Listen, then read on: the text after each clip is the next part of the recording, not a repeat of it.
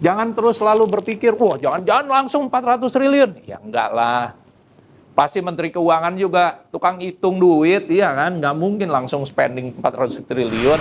Dan kita berharap kalau berandai-andai, boleh dong, ekonomi Indonesia akan membaik.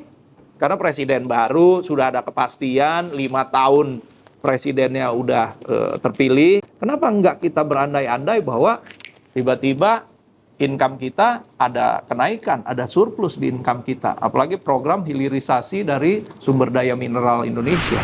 Kalau di Tangerang, kalau dari Pemda Kabupaten justru mengusulkan untuk dijadikan daerah pilot project. Ini kurikulum vitae saya. Dan sebagai kader, saya harus siap ditempatkan di mana saja oleh partai. Jadi kira-kira itu. Untuk pilkada, saya tetap menunggu hasil keputusan dari DPP. Apapun keputusannya kita terima.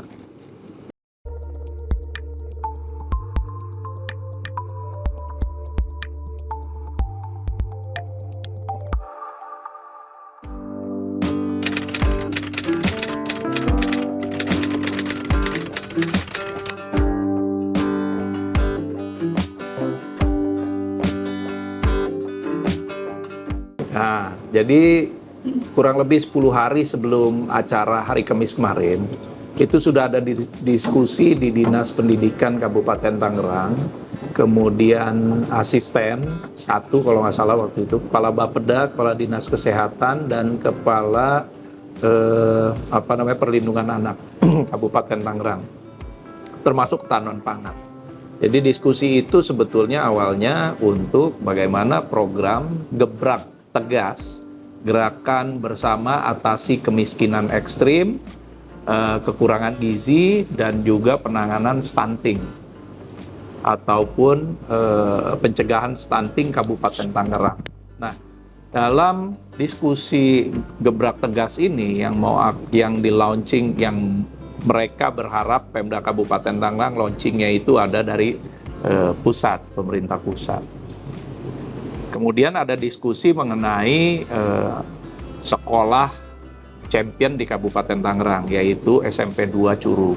Nah, di SMP 2 Curug ini Pak Dinas Pendidikan Kabupaten Tangerang, Pak Dadan, itu menjelaskan bahwa sudah memiliki berbagai macam sarana prasarana dalam rangka menjalankan program makan siang untuk siswanya. Nah, dari situlah ada usulan kami yang buatkan, dan kami akan mengundang Pak Menko. Jadi gitu ceritanya. Kebetulan baru hari Kamis kemarin, baru bisa Pak Menko-nya. Jadi usulan ini merupakan murni usulan daerah dan bagian dari program terobosan yang dilakukan di daerah. Di dalam paparan kemarin itu, daerah sudah mempersiapkan berbagai macam opsi-opsinya. Bagaimana penyediaannya, kemudian apa saja yang dibutuhkan selain regulasi, dan juga bagaimana nanti operasionalnya. Bahkan sampai juga mengusulkan apabila disetujui, ini saluran penganggarannya melalui bantuan operasional sekolah untuk yang spesifik dengan 2 rekening yang berbeda. Tentu saja usulan kami juga, usulan dari Pemda Kabupaten Tangerang juga mengusulkan untuk tambahan biaya untuk makan siang. Jadi tidak mengganggu bos yang regulernya. Bos reguler, bos kinerja itu tidak terganggu oleh anggaran yang baru ini. Alasan kenapa pakai bos, instrumen semuanya sudah ada, sudah lengkap, ya. Dan justru di Kabupaten Tangerang ini ingin menunjukkan bahwa kepala sekolah nanti diwajibkan cashless penggunaan anggarannya, termasuk anggaran bosnya. Itu semua tidak ada yang boleh diambil cash keras. Semua harus melalui transfer bank.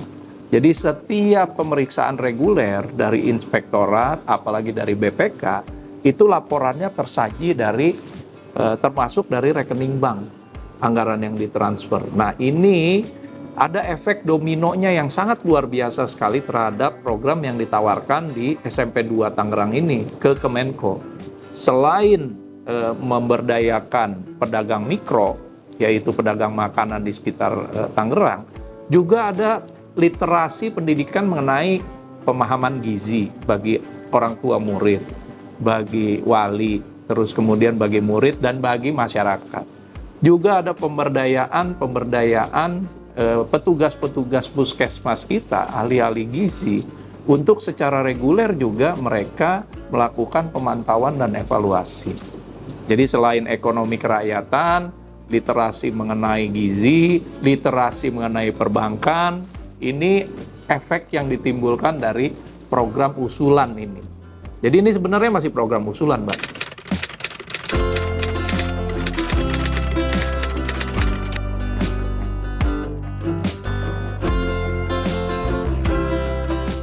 Kemarin Pak Kemenko dengan beberapa deputinya itu sangat antusias sekali. Bahkan nanti mengundang pihak dari Kabupaten Tangerang untuk paparan lebih lanjut detailnya ke Kementerian Perekonomian.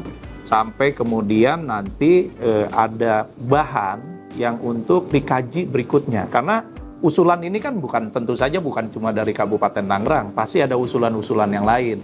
Seperti yang awal juga kita dapat informasi, usulannya ada bisa melalui DAK, dikirim, ditransfer ke Pemda Pemkot se-Indonesia. Nanti Pemda Pemkot itulah yang menjadi kuasa pengguna anggaran terhadap program makan siang. Tapi apapun ceritanya, ini merupakan usulan-usulan yang dijadikan bahan masukan bagi Pak Menko Perekonomian. Baik untuk program makan siangnya, kemudian tadi program pemberian makan kepada ibu hamil dan bayi yang baru dilahirkan, itu juga nanti akan ada tuh. Cuma kalau itu yang mungkin kalau itu terjadi sebelum rapat kabinet, kayaknya nggak ribut kayak gini dah. Karena ini terjadinya setelah rapat kabinet kan. Jadi seolah-olah ribut, padahal ini murni usulan dan inovasi dari daerah Kabupaten Tangerang. Bisa dikonfirmasi ke Pak Kadis Pendidikan ya sebetulnya.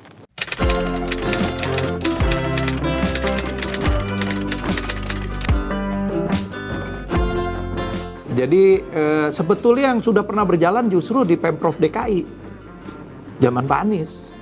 Ya, karena anggaran DKI, saya yakin APBD DKI itu bisa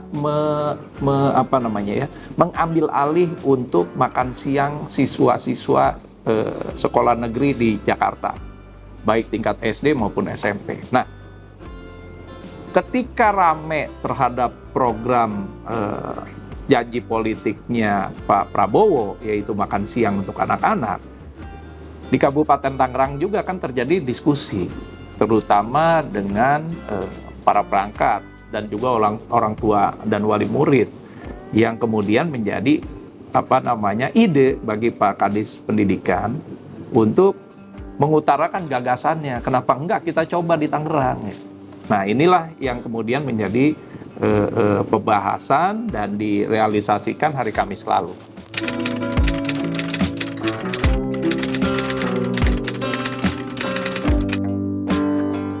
Sudah dievaluasi, sudah dikurasi oleh ahli gizi, nutrisi di setiap dari Puskesmas Kabupaten dan juga dari Dinas Pendidikan, Dinas Kesehatan Kabupaten Tangerang, dan seporsi gado-gado dengan lontong ataupun nasi, kemudian ada buahnya, itu sudah bisa mendapatkan 580 kalori lebih.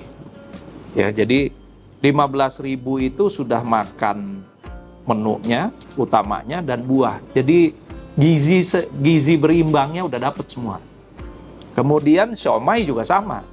Siomay dengan 5 siomay, ada siomaynya, ada telur 1 utuh, kemudian ada kol, ada kentang, ada tahu kalau nggak salah 1 lagi. Itu juga kandungan kalorinya di atas 560 kalori. Begitu juga dengan buahnya. Dan ada yang makanan paket dari catering. Nasi dengan telur semur dan sayur mayurnya, juga dengan buah. Kemudian makanan dari ibu warung yang jualan di situ. Nasi dengan ayam goreng tepung, terus kemudian ada perkedelnya dan sayurannya juga. berikut buahnya. Artinya 15.000 untuk kawasan di Tangerang itu bisa. Dan kenapa pedagang makanan yang sudah terbiasa dan berada dekat dengan sekolah, itu agar makanannya semua fresh dikirim ke sekolah. Kalau perlu gerobak ya bawa ke sekolah, sekalian diperiksa oleh dinas kesehatan ataupun oleh ahli gizinya, termasuk dari tim pengawasnya nanti. Gerobaknya aja bawa masuk. Dan dengan memanfaatkan para pedagang sekeliling sekolah, ya, selain terjamin ketersediaannya, mereka kan kalau SMP 2 Curug mungkin udah punya semua siswanya, tempat minuman, kemudian tempat makannya. Bagaimana dengan sekolah yang lain atau SD katakan? Kan kita tahu kalau tukang dagang yang udah biasa dia pasti punya piring. Minimal 2 losin, 3 losin piringnya. Dengan perangkat sendok garpunya. Dengan gelasnya. Kemudian mereka sudah terbiasa membuat porsi. Menghitung produknya. Jadi pedagang-pedagang yang memang sudah jualan lebih dari 1-2 tahun ini dan masih survive sekarang, artinya makanannya dipercaya oleh rakyat. Jantung atau nadinya usaha mereka adalah kepercayaan dan rasa. Kalau sampai terjadi keracunan, ya pasti akan tutup selamanya. Orang nggak percaya lagi makan produk mereka. Nah inilah yang kita inginkan, melibatkan juga sektor usaha mikro yang ada di daerah. Jadi kita bisa pastikan bahwa yang disuplai ke sekolah itu harus terjamin kesehatannya dan kebersihannya.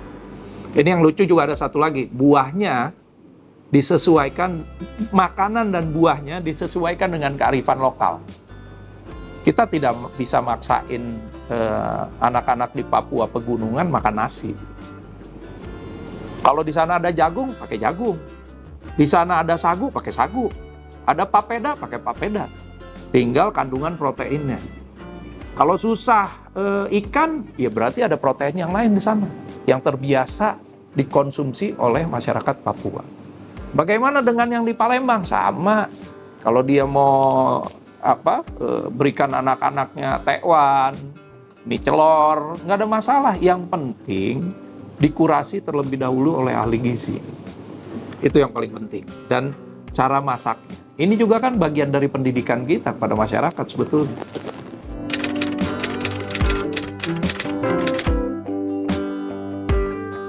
Jadi gini, sebenarnya BOS ini instrumen yang sudah ada. Kita tidak bikin sistem baru, kita tidak mengkreasi sesuatu sistem yang baru lagi. Kalau tadi kan diharapkan harus ada undang-undang apa segala macam yang langsung aja gitu, jangan pakai BOS salurannya. Kalau saat ini yang dilihat, instrumen yang ada, jalur untuk penganggarannya adalah bantuan operasional sekolah. Makanya tadi dipisahkan. Nah, bagaimana dengan pengawasannya? BOS ini secara berkala, setiap tahun anggarannya itu selalu diperiksa. Dan kepala sekolah ini sudah terbiasa diperiksa oleh BPK, diperiksa oleh inspektorat. Kemudian nanti, kalau tadi masih masif, ya betul, sekolah di Indonesia ada berapa puluh ribu sekolah. Secara masif dan tersistem, enggak. Pasti di setiap sekolah kasusnya berbeda-beda. Entah itu ada kasus insidensial, entah itu memang ada keterbatasan fasilitas perbankan, atau memang ada kasus-kasus yang lain. Pasti ada berbeda-beda. Dan BPK itu sudah punya identifikasi kasus-kasus pelanggaran ataupun penyimpangannya. Ya tinggal bagaimana kita memberikan pemahaman lagi dan pengetahuan kepada seluruh kepala sekolah.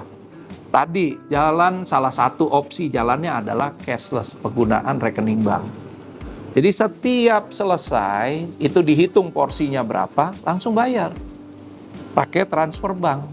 Atau kalau ada di kota-kota besar kan tinggal pencet kris aja tuh. Nah ini juga mudah-mudahan bisa meminimalisir dan juga bisa menjawab keraguan dari masyarakat terkait dengan pengawasannya. Jadi inspektorat, PPK itu udah sekalian jalan karena instrumennya udah ada, Pak. Gitu. Nggak perlu spesifik lagi diperiksa untuk itu. Nggak, udah sekalian aja pemeriksaan bos. Oke, bos reguler, bos kinerja, bos makan siang. Itulah kenapa.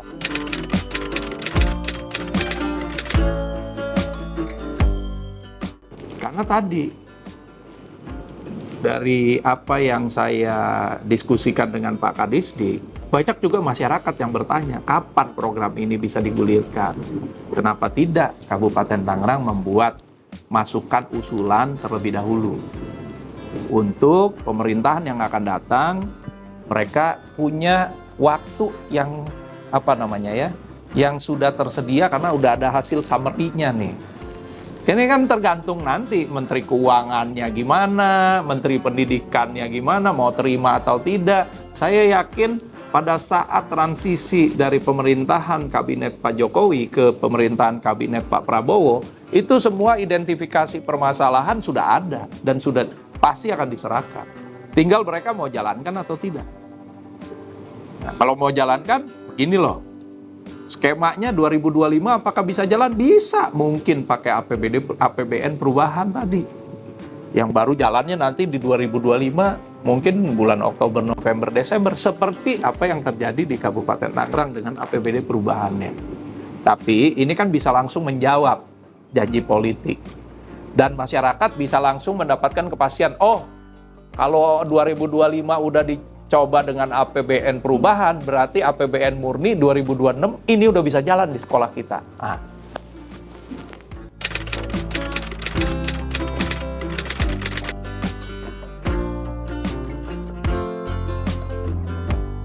Gini, ini kalau kita berandai-andai nih ya, ini kan program masih usulan dan berandai-andai. Jadi apa yang dikhawatirkan sudah terjawab, bahwa ini adalah bos spesifik. Saya jelaskan dan saya garis bawahi sekali lagi bahwa ini disalurkan melalui bos spesifik yang berbeda dengan bos reguler tanpa mengurangi bos reguler. Nah tadi, kalau kita berandai-andai, pemerintahan yang baru juga pasti akan berhitung dengan anggaran yang dimiliki. Tadi usulan Pak Menko mungkin ya ketika kita diskusi 3T dulu, tertinggal, terluar, dan terdepan. Ini dulu yang menjadi prioritas. Paling tidak, kalau mereka sudah menjadi prioritas di APBN perubahan nanti di kabinet yang baru, itu kan menjadi lesson to learn juga, menjadi tempat untuk belajar bagaimana dengan anggaran yang 2026 nanti. Apakah semua sekolah sudah mulai dengan beban 400 triliun tadi? Atau disisir lagi, anggarannya cuma ada 80 triliun. Oke, dari daerah 3T berarti ada tambahan daerah-daerah yang lain. Nah, ini juga yang nanti akan dilakukan oleh pemerintah kabinet baru. Dan kita berharap kalau berandai-andai, boleh dong, ekonomi Indonesia akan membaik. Karena presiden baru, sudah ada kepastian 5 tahun presidennya udah terpilih gitu ya untuk 5 tahun yang akan datang. Kenapa enggak kita berandai-andai bahwa tiba-tiba income kita ada kenaikan, ada surplus di income kita. Apalagi program hilirisasi dari sumber daya mineral Indonesia. Ya, dunia ini penuh ketidakpastian betul, tapi posisi Indonesia sekarang adalah posisi yang positif, baik untuk ekonomi, sosial, politik, ya. Apalagi sudah terpilih presiden baru. Jadi, ya ini jawaban saya. Mudah-mudahan bisa dimengerti. Jadi kekhawatiran tadi, jangan terus selalu berpikir, wah jangan-jangan langsung 400 triliun. Ya enggak lah. Pasti Menteri Keuangan juga tukang hitung duit, ya kan? Nggak mungkin langsung spending 400 triliun. Dia akan bertahap juga. Tapi yang paling pasti adalah, yang mungkin ditunggu oleh masyarakat, janji politik yang diterrealisasikan. Itu yang ditunggu masyarakat. Kenapa jadi antusias sekarang? Kenapa kemudian SMP 2 ataupun Pemda Kabupaten Tangerang membuat usulan ini? Jadi itulah yang kita lakukan pada saat ini.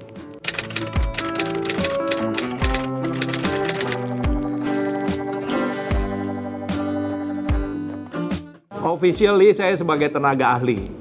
Betul, memang yang menangani untuk kasus kemiskinan ekstrim, kemudian stunting dan gizi buruk. Ya sekarang tambah lagi nih, tenaga ahli Kemenko Perekonomian, ya. Udah ada contohnya. Bahkan kemarin itu banyak sekali wartawan, reporter yang hadir duluan ke sekolah tersebut. Dan mereka melihat loh, ini ada beberapa yang sudah mengambil gambar, mereka melihat ketika istirahat yang 10-15 menit apa yang jam 10 itu anak-anak ngantri, jajan gitu ya di kantin bersihnya, itu menggunakan tempat makannya mereka masing-masing. Itu jajan terus ditaruh di tempatnya masing-masing, habis itu balik ke sekolah. Kalau jajan masih kayak prasmanan, nunjuk, bayar di ujungnya gitu. Sudah tidak ada plastik, nggak ada. Tumbler sendiri. Dan di setiap kelas ada dispenser yang nggak pakai listrik. Ada yang pakai listrik, ada air panas, air dinginnya, ada sebagian besar nggak pakai listrik. Yang hanya buat air aja, yang guci.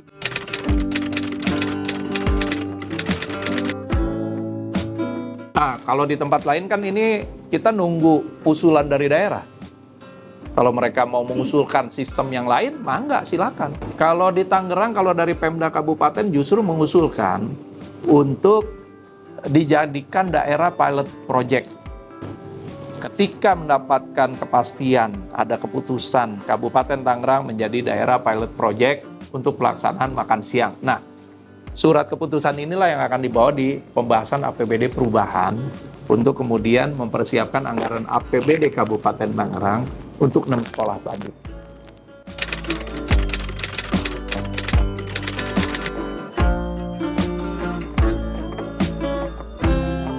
Saya sebagai kader partai, saya tetap menunggu keputusan dari Ketua Umum terkait dengan pencalonan calon pimpinan kepala daerah di Jakarta.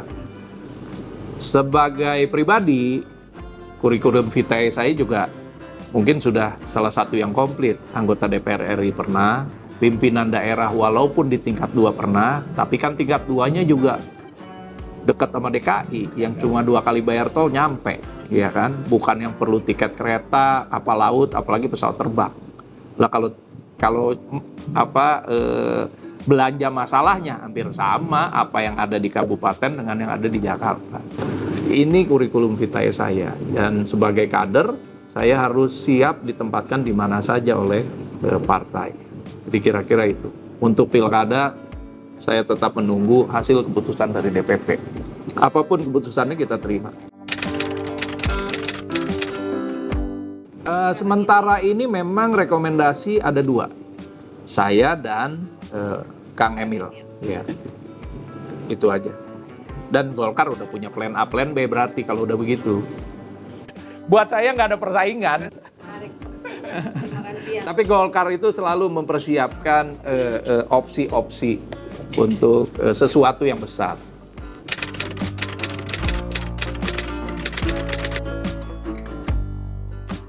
Saya sebagai ketua DPD punya tanggung jawab di Pileg dan Pilpres ini menambah suara Partai Golkar, baik di DPRD DKI maupun DPR RI, memenangkan calon presiden yang sudah dipilih oleh Partai Golkar, kemudian juga sebagai caleg, ya ini juga tugas juga nih, bagaimana bisa ke Senayan. Nah ini kan tes nih sebelum ke pilkada, entah mana ya.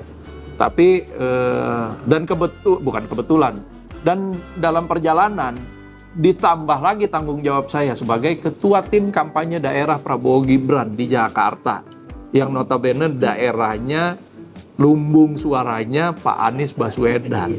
Alhamdulillah sih 80% atau 90% nih suara yang udah masuk, kita masih unggul walaupun tipis.